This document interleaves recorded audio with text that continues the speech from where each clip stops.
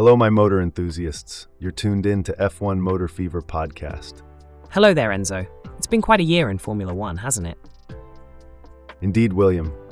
Red Bull have managed to retain their dominance, with Verstappen breaking his own records. Quite the feat for Red Bull, eh? How did our champions from Mercedes fare? Regrettably, William, Mercedes had a bit of a rough season this year. Their first winless campaign since 2011, can you believe it? That's a tough break. What about Ferrari? Equally grim, William. They slipped to third place in the championship. Excessive tire wear seems to have played a part. And McLaren? They've had a decent run, haven't they? Absolutely, William. They started the year as backmarkers, but managed to finish fourth in the championship. Made some good strides, I see. Surprises from Aston Martin as well, right? Absolutely, William. They surpassed their points tally from last year after just 3 races. Intriguing. And Alpine, how did they perform? It was a bit of an underwhelming season for Alpine, sadly. Dropped 2 places in the championship. And Williams? Didn't they have a better season this time around? Yes, William, their highest finishing position since 2017. Alex Albon had a terrific season. Well, looks like we have a lot to discuss in this episode, eh? Absolutely, William. It's going to be a lively one. Our listeners are in for quite the ride. Hey there, motor enthusiasts. You're tuned into F1 Motor Fever podcast with your host, Enzo Watts. Hello, everyone. I'm William. Delighted to join Enzo today. And as always, we're thrilled to have you here with us, William. If you're enjoying our daily deep dives into the world of Formula One, don't forget to subscribe and turn on those notifications so you never miss a beat. Now, let's go full throttle.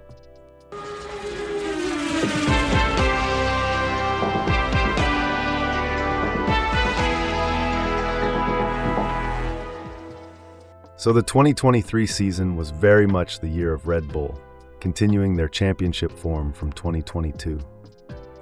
Indeed, they showed no sign of slowing down, did they? Not at all. They actually improved on their already stellar performance, increasing their total points tally from 759 to 860. Blimey, that's an increase of 101 points. That's right. They also managed to clinch 4 more Grand Prix wins, a whopping 21 in total, 6 more pole positions, and 2 additional podium finishes compared to 2022. Verstappen must have played a huge part in that success. Absolutely. He broke his own record for most wins in a season, securing his 3rd consecutive driver's title. Now, what about Mercedes? They haven't had the same luck, have they? No, quite the opposite. They actually dropped to 2nd place in the championship, with a decrease in total points from 515 to 409. That would have been a bit of a shock for them. Especially after their first winless campaign since 2011 and scoring less than half of their podium tally from the previous year. Quite the contrast to Red Bull, don't you think? Indeed, it goes to show that in the world of Formula One, nothing is certain. Moving on to Ferrari, they too had a bit of a slide. They dropped to 3rd place in the championship, losing 148 points from their total in 2022. Ouch! Any particular reason for that? They mainly struggled with excessive tire wear and inconsistent race pace. Despite starting 2022 with a strong car, they ended up 454 points behind Red Bull in 2023. Could you give us a clearer picture of their performance decay? Any prominent examples? Certainly. Well, Ferrari started the year 2022 on a high note with a 1-2 finish in Bahrain and led Red Bull by 49 points after the first 3 races. However, things started going south from the Australian Grand Prix in April 2022.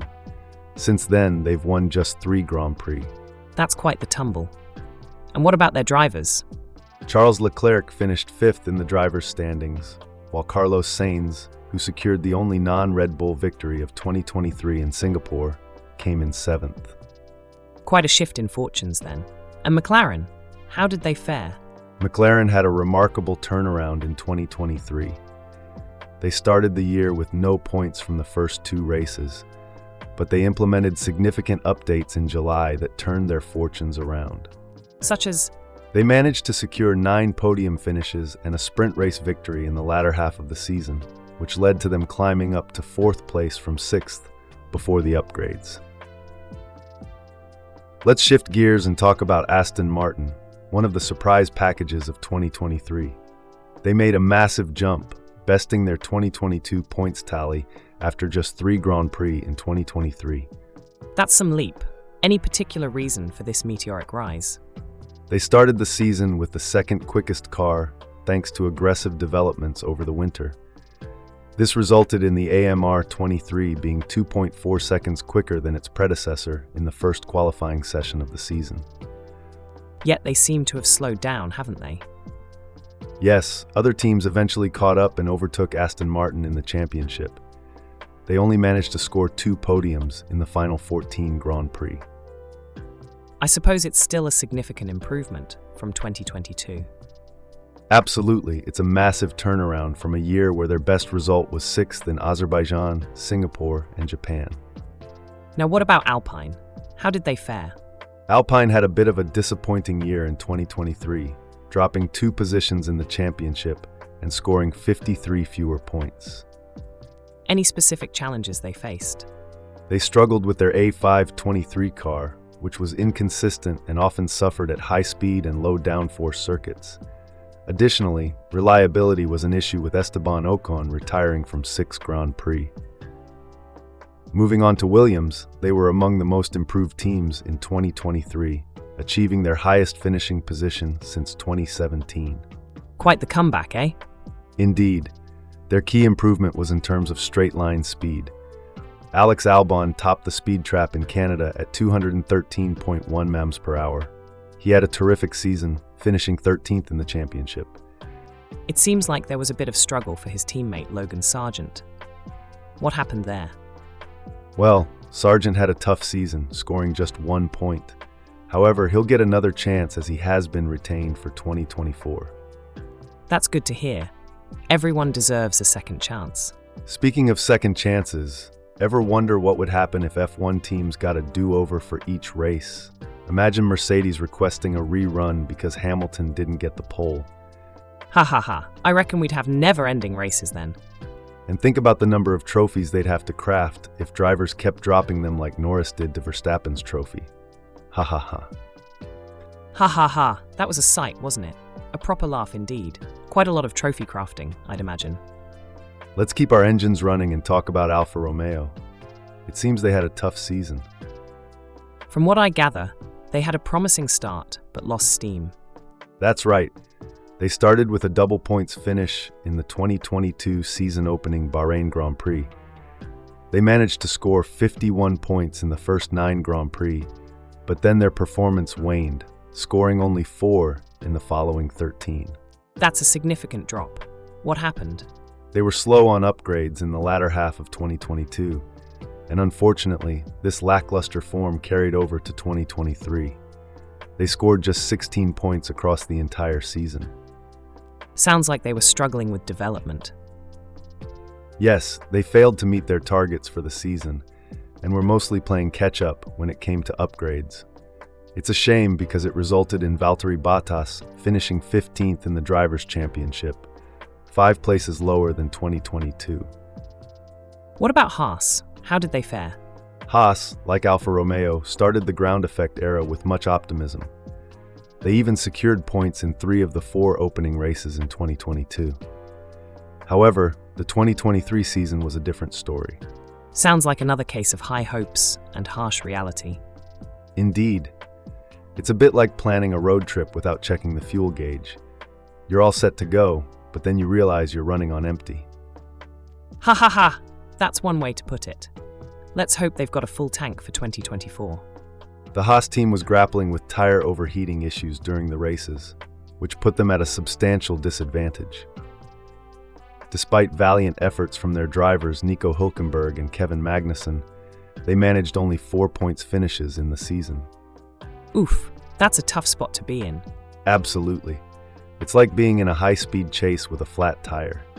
You can push all you want, but if the wheels aren't rolling, you're not going far. Ha ha ha! You've got quite the vivid imagination. Let's hope they can pump up their tires for the next season. Ha ha ha, indeed. Fingers crossed for all teams. But let's not forget, the beauty of this sport lies in the unpredictability and the fight till the end. William, have you seen any interesting chatter online recently? Let me tell you about an interesting thread I came across. A chap named Octavius Maximus stated, quote, University of Texas will play against the University of Georgia on October 19th, the same weekend as the US Grand Prix, unquote. Oh, that could be a traffic nightmare. That's what some people are thinking. Take Jay, for example. He said, quote, I've been going to the US Grand Prix since 2018, and we always joked about how absolutely chaotic it would be if they tried to have a Texas home game and the US Grand Prix on the same weekend, unquote. That does sound like a recipe for mayhem. The 1918 chimed in, quote, Bulldogs fans are about to become extremely aware of how many people actually attend F1 races, unquote. That's a point. Both sports have their avid followers. Some are even predicting some culture shock. Corn Shuffle said, quote, As a diehard Georgia Bulldog and longtime F1 fan, I can't wait to see the videos of dog fans barking at perplexed-looking Europeans, unquote. Ha ha ha, that would be quite a sight. And finally, Cormetz made a point about the numbers. He wrote, quote, A reminder that the 432,000 weekend attendance doesn't mean 432,000 different individuals attended the race in 2020.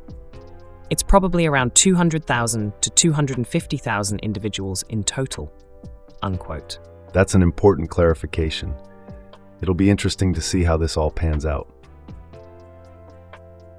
That's all we have time for today on F1 Motor Fever podcast. We've been delving deep into the world of Formula One, and we're so glad to have had you along for the ride.